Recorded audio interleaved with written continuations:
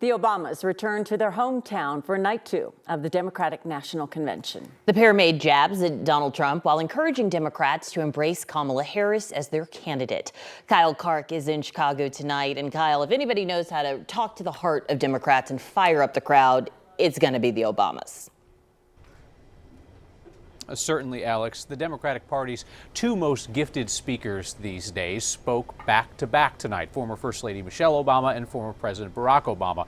Michelle Obama talking about the hopelessness that many Democrats felt during the Donald Trump era.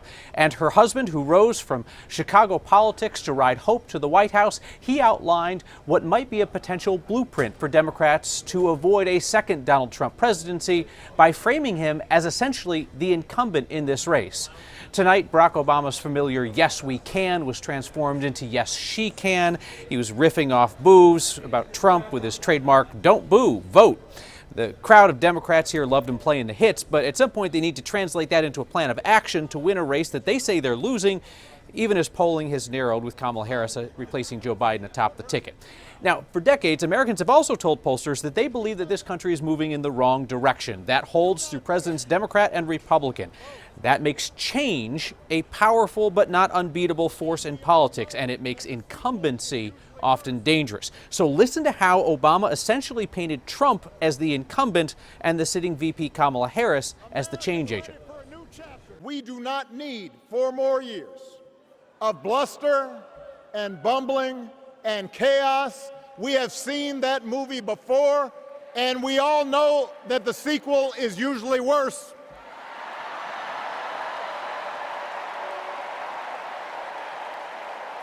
America's ready for a new chapter. America's ready for a better story. We are ready for a President Kamala Harris.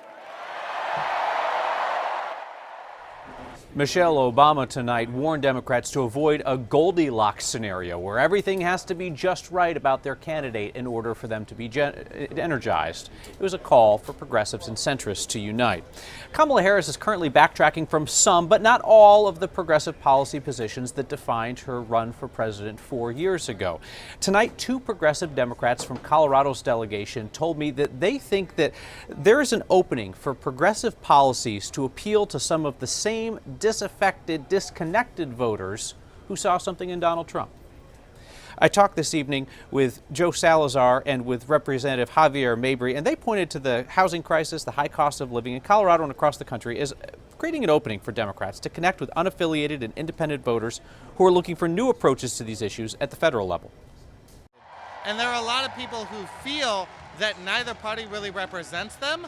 And so, of course, Trump had an opening speaking to people who were disaffected about a broken system.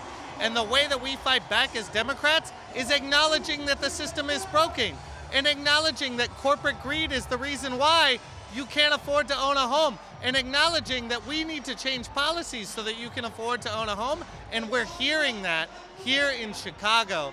And I think it's a winning message. What I'm hearing here is about the human being and the human condition. And what Donald Trump is discussing and what he's preaching is completely the opposite of that.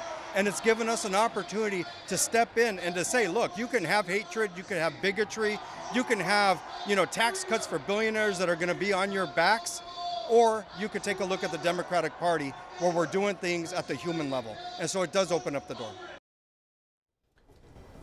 Both Mabry and Salazar said that they see the addition of Tim Walz to the ticket as a sign that Harris is going to proudly defend progressive values.